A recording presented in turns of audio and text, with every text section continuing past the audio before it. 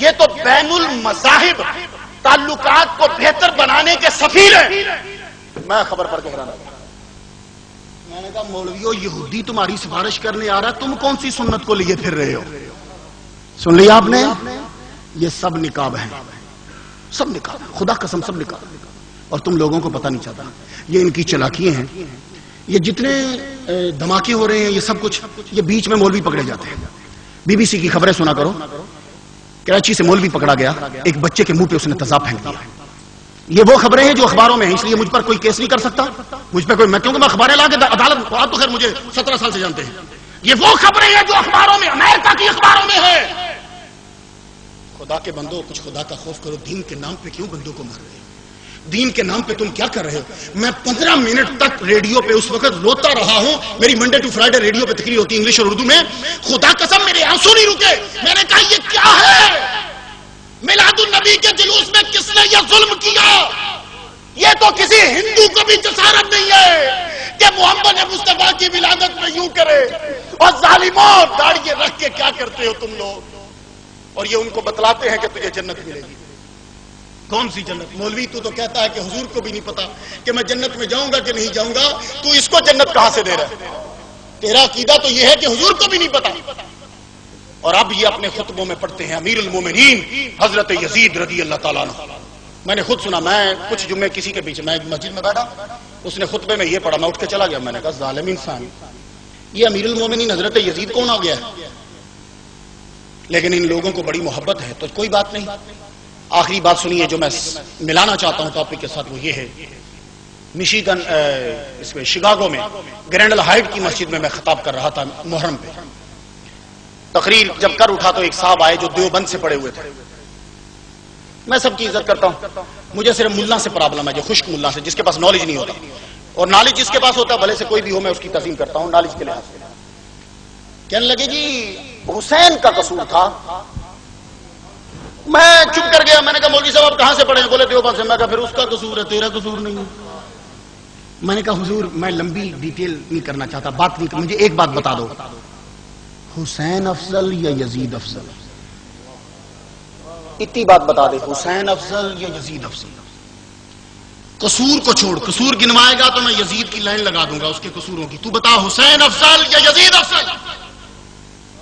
حسین کے بارے میں تو قرآن کی آیات ہے، یزید کے بارے میں کون سے قرآن کی آیت ہے؟ وہ حدیث قسطنطنیہ کا تبصرہ میں نے اسی منبر پہ کیا ہے، اسی مسجد میں. اور ابھی تک میرے اس چیلنج کا جواب نہیں آیا جو میں نے اسی مسجد میں بیٹھ کے کہا تھا کہ حدیث قسطنطنیہ کون سی. ابھی علی ساؤنڈ والے سے کیسے لے کے سن سکتے ہو.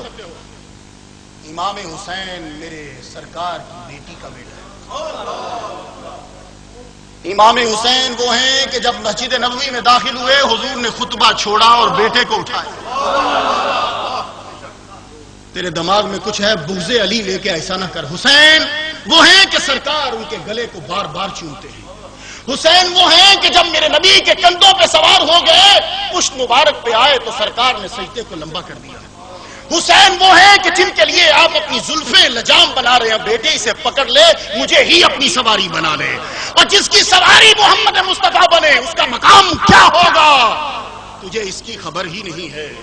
محمد مصطفیٰ صلی اللہ علیہ وآلہ وسلم، تو یزید سے اپنی رشتہ داری جوڑ کے کون سا اسلام کا حق ادا کر رہا ہے بھائی؟ کون سا؟ ہم امیر معاویہ رضی اللہ تعالیٰ عنہ کی عزت کرتے ہیں، وہ صحابی ہیں، لیکن یزید صحابی نہیں ہے. وہ صحابی نہیں ہے. ہاں وابی ہو سکتا ہے، صحابی نہیں ہو سکتا وہ، کیونکہ اس نے سرکار کو نہیں دیکھا. امیر معاویہ رضی اللہ تعالیٰ عنہ کے گھوڑوں کے ٹاپوں سے اٹھنے والی گرد کے برابر بھی ہم نہیں ہیں. لیکن یزید اس کو ہم امیر المومنین نہیں بولیں گے، اس لیے کہ اس نے امام حسین رضی اللہ تعالیٰ عنہ کے قتل کرنے کا حکم صادر کیا ہے اور وہ شہید ہوئے. اس لیے اب تم لوگوں نے خود فیصلہ کرنا ہے کہ محمد مصطفیٰ صلی اللہ علیہ وآلہ وسلم نے قرآن مجید میں آپ کا ایک جملہ ہے، قُلْ لَا أَسْأَلُكُمْ عَلَيْهِ أَجْرًا إِلَّا الْمَوَدَّةَ فِي الْقُرْبَى. میں تم سے کچھ نہیں مانگتا مگر اپنے رشتہ داروں کی محبت مانگتا ہوں. نبی نے تم سے رشتہ داروں کی محبت مانگی ہے تو قرآن کو ماننے والوں تم امام حسین کی یاد کا جلسہ کیوں نہیں مناتے؟ کچھ شرارت ہے نا اندر میں. तुम हजरत उमर की छुट्टी तो करवाना चाहते हो कि उस दिन छुट्टी होनी चाहिए, उस दिन जुलूस निकलवा लेते हो कि जुलूस निकलना चाहिए। मिलादुन नबी का जुलूस तो हराम हो गया और हजरत उमर के दिन का जुलूस निकालना जायज हो गया। मेरी समझ में मसला नहीं आता, ये लोगों को ऐसे धोखे क्यों देते हो? क्या समझते हो कि इनके दिमाग नहीं है? ये समझते हैं, हर चीज को समझते हैं।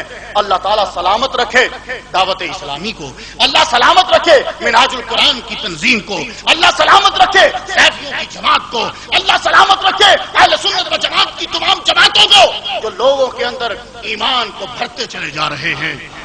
ये ईमान भरेगा, आएगा, फिर से लोग उठेंगे।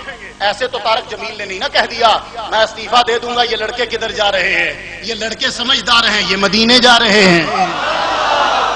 ये समझदार हैं, मदीने जा रहे हैं, इनको वहीं सुकून मिलता है। इमाम हुसैन की बात सुनिए तो इजाजत चाहता हूं। आप खेमे में हैं, गुफ्तगू बहुत तवील है लेकिन मुझे अब इसे समेटना है।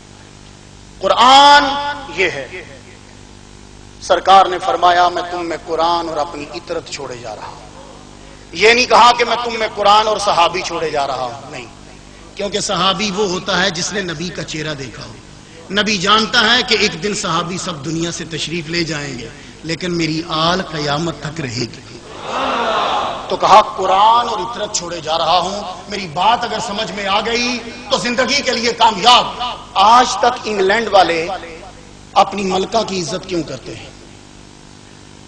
भाई एक सवाल, ये इज्जत क्यों करते हैं? मलका की जब बरसी आई, उन्होंने मलका को गोल एक ऐसे नक्शा पेश किया। वो गोल क्या था? वो एक जमीन का नक्शा था। क्या मलका, ये सारी जमीन हम तुम्हें देते हैं। मलका ने पूरी दुनिया पर राज किया, कहीं सूरज गुरूब नहीं होता था। ये मलका की इज्जत क्यों? वो लोग जिन्होंने पूरी दुनिया से चुतराहट, सरदारी और बादशाहत को खत्म किया, आज तक उनके मुल्क में बादशाहत क्यों है? तुमने कभी गौर किया? इंग्लैंड ने पार्लिमानी निजाम दिया है, लेकिन आज भी उसकी पार्लियामेंट के अंदर मलका की सीट है, मलका की इज्जत है, मलका का वकार है, मलका को मानते हैं, रॉयल फैमिली है। क्यों? इसलिए कि इस खानदान ने इंग्लैंड के अंग्रेजों को गांव से निकाल कर शहर में लाए और तालीम दी। तो आज तक इंग्लैंड उस खानदान का वफादार है, उस खानदान की इज्जत करता है कि इस खानदान ने हमारे बड़ों को कमवारी से उठाकर इल्म दिया, गांव से उठाकर शहर में लाए। इस खानदान ने हमें प्रोटेक्शन दी। और अल्लाह के बंदो, इंग्लैंड आज तक मलका की इज्जत करे। और यजीदियों, तुमने हुसैन के खानदान की इज्जत नहीं की, तुमने करबला में हुसैन की इज्जत न की, और आज तुम फिर उसका कलमा पढ़ते हो। मैं यही सवाल करता हूं कि आपसे अच्छे तो इंग्लैंड वाले कि सिर्फ मलका ने बाहर निकाला, तो मोहम्मद मुस्तफा ने तो तुम्हें दोजख से बाहर निकाला है। उसकी आल इमाम हुसैन की इज्जत हम पे जरूरी थी, लेकिन इज्जत क्या करते हैं? इमाम हुसैन यूं जलवा फरमा है, एक एक करके सब शहीद हो गए।